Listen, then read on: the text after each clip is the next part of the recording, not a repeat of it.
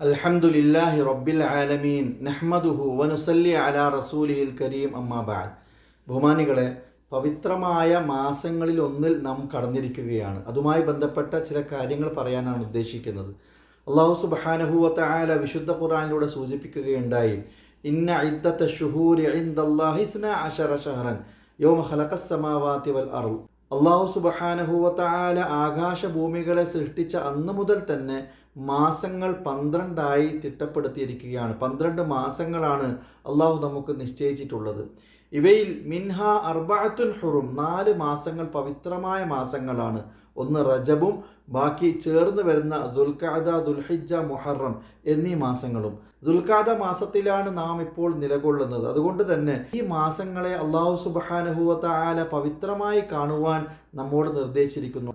ഈ മാസങ്ങളുടെ പവിത്രത എന്ന് പറയുമ്പോൾ ഈ മാസങ്ങളിൽ അള്ളാഹുവിലേക്ക് കൂടുതൽ കർമ്മങ്ങൾ ചെയ്ത് നമ്മൾ അള്ളാഹുവിലേക്ക് അടുക്കുകയും കുറ്റകൃത്യങ്ങളിൽ നിന്നും ഒഴിവായി നാം ജീവിക്കുകയും ചെയ്യുക എന്നുള്ളതാണ്. മറ്റ് മാസങ്ങളിൽ നിന്നും വിഭിന്നമായി ഈ മാസങ്ങളെ നാം പരിപൂർണമായിട്ട് പവിത്രമായി കാണേണ്ടതുണ്ട്. ഫലാ തദ്ലിമൂ ഫീഹിന്ന അൻഫുസക്കും, തൊട്ടടുത്ത് അല്ലാഹു പറഞ്ഞു, ഈ മാസത്തിൽ നിങ്ങൾ നിങ്ങളോട് തന്നെ അതിക്രമം പ്രവർത്തിക്കരുത്. നാം നമ്മളോട് അതിക്രമം പ്രവർത്തിക്കുന്നത് എങ്ങനെയാണ്?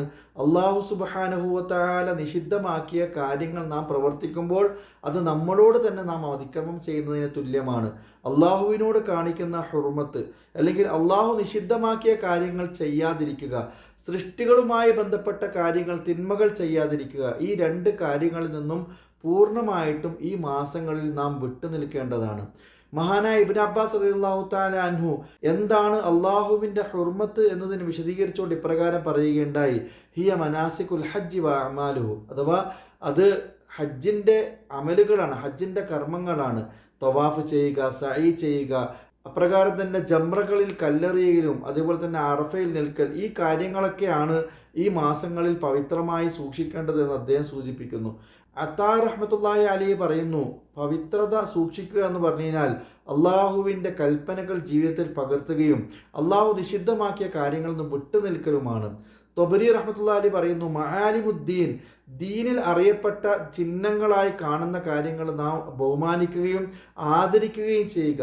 ദീനിൽ അറിയപ്പെട്ട കാര്യങ്ങൾ എന്തൊക്കെയാണ്? അല്ലാഹു സുബ്ഹാനഹു വ തആല നമുക്ക് നിർബന്ധമാക്കിയിട്ടുള്ള കർമ്മങ്ങൾ, നമസ്കാരം, നോമ്പ്, സക്കാത്ത്, ഹജ്ജ്, ഇതിനെയൊക്കെ നാം തമാശയായി കാണാതെ നമ്മളതിനെ ഗൗരവമായി കണ്ട് നമ്മുടെ ജീവിതത്തിൽ മുറുകെ പിടിച്ച് ജീവിക്കണം. ഇപ്രകാരം തന്നെ പള്ളി, സഫ, മർവ, ദീനുമായി ബന്ധപ്പെട്ട വിശുദ്ധ ഖുർആൻ എന്തൊക്കെയുണ്ടോ ആ കാര്യങ്ങളെ നാം പവിത്രമായി തന്നെ കാണണം, അതിനെ ആദരിക്കുകയും ബഹുമാനിക്കുകയും ചെയ്യണം. റാസി റഹ്മത്തുള്ളാഹി അലൈഹിയും ഇപ്രകാരം തന്നെയാണ് സൂചിപ്പിച്ചിട്ടുള്ളത്, കുല്ലു തആതി മിൻ ശആഇരില്ലാ, എല്ലാ അള്ളാഹുവിൻ്റെ വഴിപാടുകളും അള്ളാഹുവിൻ്റെ ചിഹ്നങ്ങളിൽപ്പെട്ടതാണ്.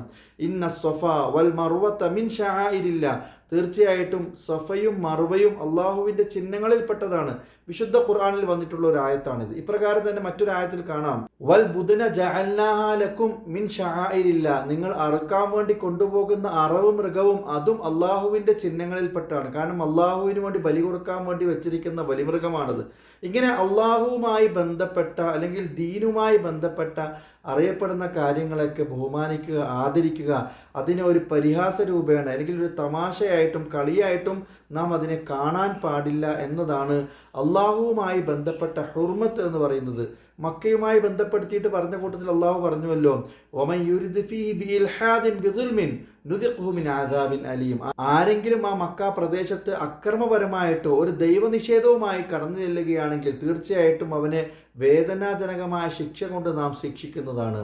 ഇപ്രകാരം തന്നെ സൃഷ്ടികളുമായി ബന്ധപ്പെട്ട കാര്യങ്ങൾ നമ്മൾ ശ്രദ്ധിക്കണം.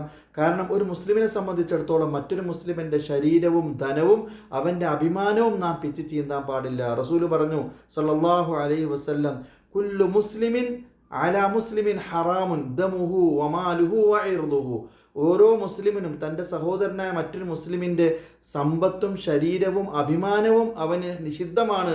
അവൻ അതിനെ പിച്ചു ചീന്താൻ പാടില്ല, അതിനെ പവിത്രമായി കാണണമെന്നുള്ളതാണ്.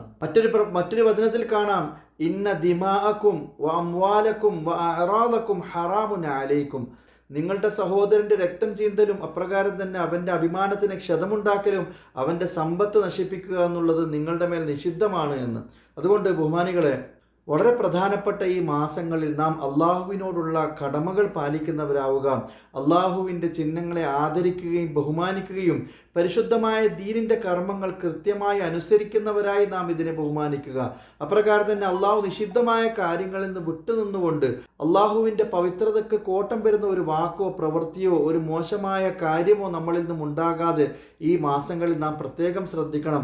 അള്ളാഹു സുബ്ഹാനഹു വ തആല ഈ മാസങ്ങളുടെ പവിത്രത കാത്തു സൂക്ഷിക്കുന്നവരായി നമ്മുടെ ഓരോരുത്തരെയും നമ്മുടെ കുടുംബാദികളെയും ആക്കി തീർക്കുമാറാകട്ടെ. ഒരിക്കൽ കൂടി റജബ്, ദുൽഖഅദ, ദുൽഹിജ്ജ, മുഹറം ഈ 4 മാസങ്ങളാണ് അള്ളാഹു സുബ്ഹാനഹു വ തആല പവിത്രമാക്കിയിട്ടുള്ള ഈ മാസങ്ങൾ. ഈ മാസങ്ങളിൽ കൂടുതൽ അമലുകൾ ചെയ്തുകൊണ്ടും അപ്രകാരം തന്നെ കുറ്റകൃത്യങ്ങളിൽ നിന്നും വിട്ടുനിന്നുകൊണ്ടും നാം ഈ മാസത്തെ ബഹുമാനിക്കുകയും ആദരിക്കുകയും ചെയ്യുക. നാം നമ്മോട് തന്നെ അതിക്രമങ്ങൾ പ്രവർത്തിക്കാതിരിക്കുക. റബ്ബ് തമ്പുരാൻ നല്ല തൗഫീഖ് നൽകുമാറാകട്ടെ. വആഖിറു ദഅവാന അൽഹംദുലില്ലാഹി റബ്ബിൽ ആലമീൻ.